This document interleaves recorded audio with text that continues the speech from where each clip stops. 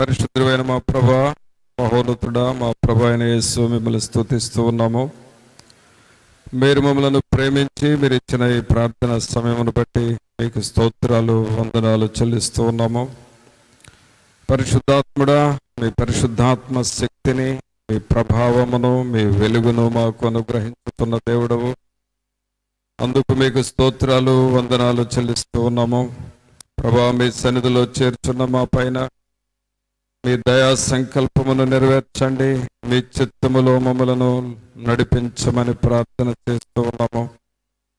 పరిశుద్ధాత్ముడా, ఈ ఆరాధనకు మీరు అధ్యక్షత వహించి ప్రతి ఒక్కరూ మిమ్మల్ని గుర్తెరిగి మిమ్మల్ని స్తుతిస్తూ గణపరుస్తూ మీ నామమును కీర్తించి మహిమపరచుటకును సహాయము చేయమని వేడుకొంచున్నాం. ప్రభా, పాటలు పాడుచుండగా పాటల ద్వారా మీరు మహిమను పొందండి. మా ఆత్మలను మీరు సిద్ధపరచండి. అలాగే తండ్రి, మాకు తగిన స్తుతి ఆరాధనను అనుగ్రహించండి. మీ వాక్యమును మాకు అనుగ్రహించండి. మా ప్రాణములు తెప్పరిల్లులాగున చేయమని ప్రార్థన చేస్తూ ఉన్నాము. మీ సన్నిధిలో ఉన్న సర్వ సంపదల చేత మమ్మలను స్థిరపరచండి, బలపరచమని ప్రార్థన చేస్తూ ఉన్నాము. ప్రభా, ఘనత ప్రభావములు మీ సన్నిధిలో ఉన్నవి, బల సౌందర్యములు మీ సన్నిధిలో ఉన్నవి. వాటిని మాకు అగపరచండి. వాటిని మేము పొందుకున్నటకును సహాయము చేయండి. ఈ ఆవరణమంతటిని మీరు స్వాధీనపరచుకోనండి. చిన్నపిల్లలు, పెద్దలు ప్రతి ఒక్కరూ మిమ్మల్ని స్తుతించుకొని బిడ్డలుగా ప్రతి ఒక్కరిని మీరు చేయమని వేడుకొంచున్నాము. రాజా, రక్షకుడా, మీకు స్తోత్రాలు, వందనాలు చెల్లిస్తూ ఉన్నాము. మీ వాక్యం వినుచున్న ప్రతి బిడ్డను మీరు దర్శించి మీ దయగలిగిన హస్తమును ప్రతి ఒక్కరితో ఉంచి నాయన, వినగలిగిన చెవులను, గ్రహించగలిగిన హృదయములను మాకు మీరు దయచేయండి. మీ ఆత్మను నాయన తండ్రి అభ్యంతరపరచు వేరొక ఆత్మ ఏది లేకుండా చేసి పరిశుద్ధాత్మ నింపుదల సహాయం మాకు అనుగ్రహించి మీరు అధ్యక్షత వహించి నడిపించి ఘనతా ప్రభావాలు మీరే ఆరోపించుకొనమని నజరేయుడైన యేసు నామమున అడిగి వేడుకొంచున్నాము తండ్రి. ఆమేన్. పాటలు పాడుకుందామండి.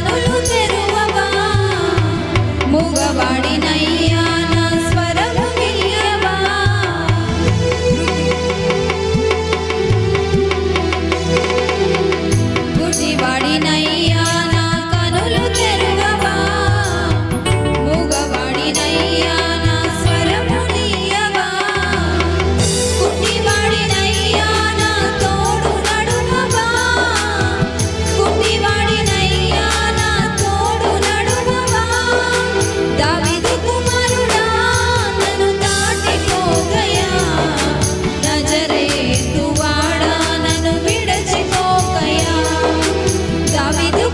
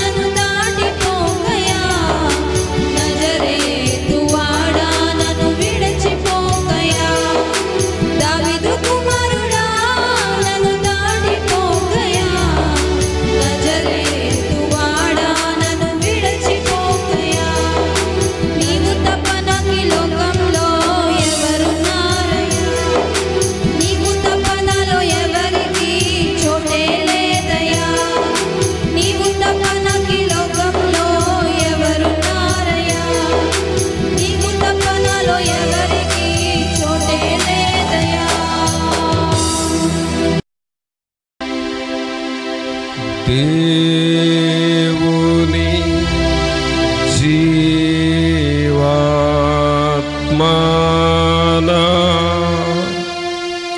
మీదికి రమ్ము.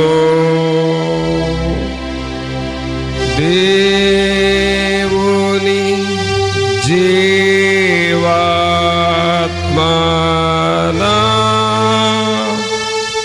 మీదికి రమ్ము. వీరాచు వంచు మాలాచు నింపు దేవుని జీవాత్మనా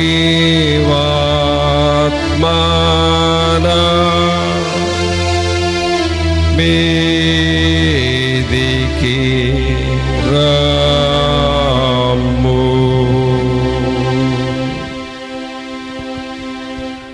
పరిశుద్ధుడైన మా ప్రభా, మీకు స్తోత్రాలు వందనాలు చెల్లిస్తూ ఉన్నాము. మహోన్నతుడా మా ప్రభు అయిన యేసు, మిమ్మల్ని స్తుతిస్తున్నాము. మీరు మా దేవుడు, మా రక్షకుడు, మీకు వందనాలు. కృపా సత్య సంపూర్ణుడా, మిమ్మల్ని స్తుతిస్తూ ఉన్నాము. జీవాధిపతి, మీకు స్తోత్రాలు, మీకు వందనాలు. మమ్మల్ని ప్రేమించి మీరు ఇచ్చిన ఈ సమయాన్ని బట్టి మీకు వందనాలు చెల్లిస్తూ ఉన్నాము. మీ కృపలో బలపరచండి. మీ వాక్యపు వెలుగును మాకు దయచేయండి ప్రభా. నిరంతరము మీ నామమును స్తుతించి గణపరచు వారముగా చేయండి తండ్రి. రాజులు రాజా, మీకు వందనాలు.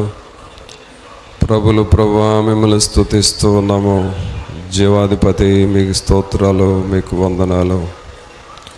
నిరంతరం మీ నామమును కీర్తించి గణపరచు వారముగా చేయండి తండ్రి. మీ వాక్యపు వెలుగును మాకు ఇవ్వండి.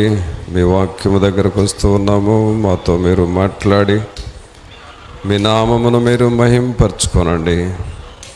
ఆత్మలను బలపరచండి ప్రభా. మా ప్రాణములకు నెమ్మదిని మీరు దయచేయండి. మా మనస్సు ఎల్లప్పుడూ మీ మీద ఆధారపడినట్లుగా సహాయం చేయండి. మీ వాక్యం దగ్గరకు వస్తుండగా సహాయం చేయమని నజరేయుడైన యేసు నామమున అడిగి వేడుకొంచున్నాం తండ్రి. ఆమేన్. మంచిది ప్రియరా, దేవుని వాక్యం చూసుకుందాం. అపోస్తుడైన పౌలు గారు కొరింథీయులకు రాసిన ఒక మాటను మనం చూద్దాం. మొదటి కొరింథీయులకు రాసిన పత్రిక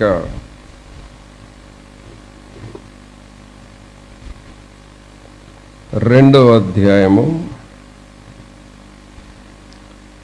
16వ వచనం చదువుదాం. మొదటి కొరింథీ 2వ అధ్యాయము 16వ వచనం. ప్రభువు మనస్సును ఎరిగి ఆయనకు బోధింపగలవాడెవడు? మనమైతే క్రీస్తు మనస్సు కలిగిన వారము. మనమందరం ఈ మాట చదువుదామండి, అందరం బిగ్గరగా. మనమైతే క్రీస్తు మనస్సు కలిగిన వారము. ఇక్కడ అపోస్తుడైన పౌలు గారు ఈ కొరింథీ సంఘాన్ని హెచ్చరిస్తూ ఉన్నాడు. 16వ వచనంలో ఏమంటున్నాడంటే, ప్రభు మనస్సును ఎరిగి ఆయనకు బోధింపగలవాడెవడు? మనమైతే క్రీస్తు మనస్సు కలిగిన వారు. ఈ సంఘస్థుల్ని ప్రభువు మనస్సును మీరు తెలుసుకోండి అని అంటున్నాడు. ప్రభువు మనస్సును ఎరగండి, దేవుని మనస్సును మీరు తెలుసుకోండి. పిల్లరా, మనస్సు అనేది దేవుడు మనకిచ్చిన ఒక వరం. ప్రతి ఒక్కరికి మనస్సునిచ్చాడు దేవుడు. ఈ మనస్సుతో మనం ఆలోచిస్తాం. అలాగే ఏం చేయాలో మనం నిర్ణయించుకుంటాం. ఏ టైంలో ఎలా స్పందించాలో మనం రియాక్ట్ అవుతాం. అది మనస్సు. మనస్సు అనేది మన టోటల్ బాడీని కంట్రోల్ చేస్తుంది. చెప్పాలి అనంటే అది ఒక కంట్రోలర్ రూమ్ లాంటిది. మనస్సు అనేది ఒక కంట్రోలర్ రూమ్, అన్నిటినీ కంట్రోల్ చేస్తుంది. ఏదైనా మాట్లాడాలన్నా మనస్సు చెబితేనే మాట్లాడతాం. ఏదైనా మాట్లాడకూడదంటే అది కూడా మనసే చెబుతుంది. డూ ఆర్ డోంట్ రెండిటిని డిసైడ్ చేసేది మనస్సు. మన మనస్సు అలా నిర్ణయిస్తుంది. అయితే ఈ మనస్సుని ఇద్దరు కంట్రోల్ చేస్తారు మనల్ని, మన పైన. ఒకటి సాతానుడు కంట్రోల్ చేస్తాడు మన మనస్సుని, లేదా దేవుడు కంట్రోల్ చేస్తాడు.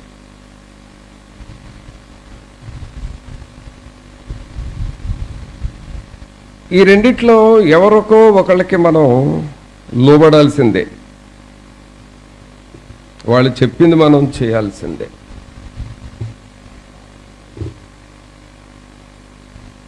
అయితే ఈ కొరింథీ సంఘస్థులు ఒకప్పుడు సాతానుడు మనస్సు కలిగిన ప్రజలుగా ఉన్నారు. సాతానుడు యొక్క చేష్టలు వారు చేశారు.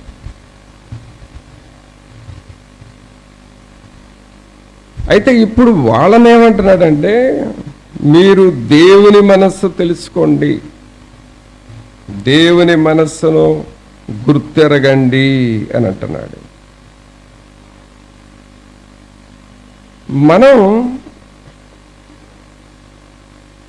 మన మనస్సు అది సాతానుడు మనస్సుగా ఉందా లేక దేవుని మనస్సుగా ఉందా అనేది మనం తెలుసుకోవాలి. అది ఎలా తెలుస్తుంది? మన మనస్సు అది సైతాను మనసా దేవుని మనసా అనేది మనకి ఎలా తెలుస్తుంది అనంటే, సాతానుడి మనస్సు మనలో ఉన్నప్పుడు లోకానికి మనం ఎక్కువ ఇంపార్టెన్స్ ఇస్తాం. లోకానికి, లోక పద్ధతులకు, లోక ఆచారాలకు, లోక సంబంధమైన ప్రాముఖ్యతలకు ఎక్కువగా ప్రాముఖ్యతను ఇస్తూ ఉంటాం. అది ఎలాంటిది అనంటే,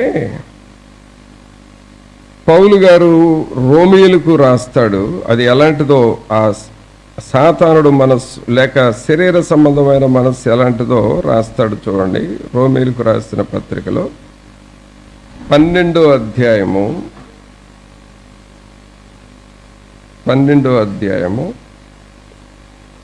2వ వచనంలో చూస్తే, మీరు ఈ లోక మర్యాదను అనుసరింపక. అది అంటే సాతానుడు మనస్సు అనేది ఏంటంటే, ఈ లోక మర్యాదల మీద ఎక్కువ దృష్టి పెడతాం. లోక సంబంధమైన పనులు, దేవుని పనులు మనకు గుర్తురావు, లోకమే గుర్తొస్తుంది. లోక సంబంధమైన విషయాలు, ఆ లోక సంబంధమైన అలవాట్లు, అవి మనకు ఎక్కువగా గుర్తొస్తూ ఉంటాయి. ఇంకా చెప్పాలి అనంటే, మనం తినే విషయాలు, త్రాగే విషయాలు, సుఖించే విషయాలు, ఏమి తిందుమా, ఏమి త్రాగుదుమా, ఏమి ధరించుకుందుమా, వీటిని గూర్చి ఎక్కువగా ఆలోచన చేస్తూ ఉంటారు సాతానుడు మనస్సు ఉన్నప్పుడు. దీనికే ఇంకొక పేరు శరీరానుసారమైన మనస్సు. ఇంకొక మాట ఏమంటాడంటే ప్రకృతి సంబంధి అయిన మనుష్యుడు అని కూడా అంటాడు పౌలు గారు. మనం చదివిన ఈ 2వ అధ్యాయంలోనే ఉంటుంది ఆ మాట. చూడండి, 2వ అధ్యాయము 14వ వచనంలో రాశాడు. ఈ 1 కొరింథీ 2వ అధ్యాయము 14వ వచనంలో చూస్తే, ప్రకృతి సంబంధి అయిన మనుష్యుడు దేవుని ఆత్మ విషయములను అంగీకరింపడు, అవి అతనికి వెర్రితనముగా ఉన్నవి. అంటే ఇప్పుడు 3 పేర్లు చెప్పాం. మనస్సును కంట్రోల్ చేసేవాళ్ళు, ఒకళ్ళు సాతానుడు, 2 దేవుడు. సాతానుడు కంట్రోల్ చేస్తున్నాడు అనే దానికి కొన్ని గుర్తులు చూస్తున్నాం. ఈ సాతానుడు మనస్సునే శరీరానుసారమైన మనస్సు అంటాము, లోక సంబంధమైన మనస్సు అంటాము. ఇక్కడ రాసినట్లుగా ప్రకృతి సంబంధి అయిన మనుష్యుడు అంటే ప్రకృతి అనగా లోకమే, ఈ లోకానికి సంబంధించిన మనుష్యుడు. ఉదాహరణకి మనం చూస్తే ఈ ప్రకృతి సంబంధమైన మనుషులు ఎలా ఆలోచన చేస్తారంటే ఈ లోకం మీద ఉన్న సంపదల మీద దృష్టి పెడతారు.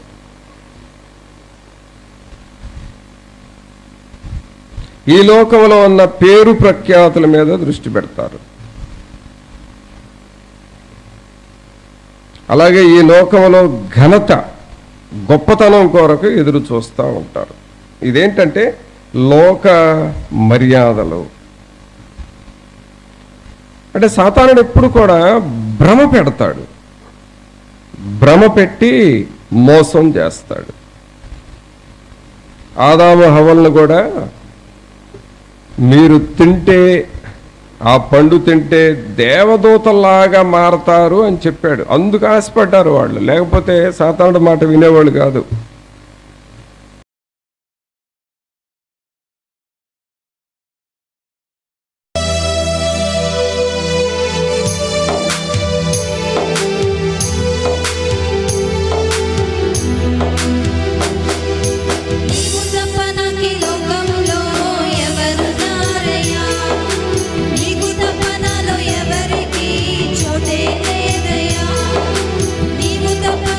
లోకంలో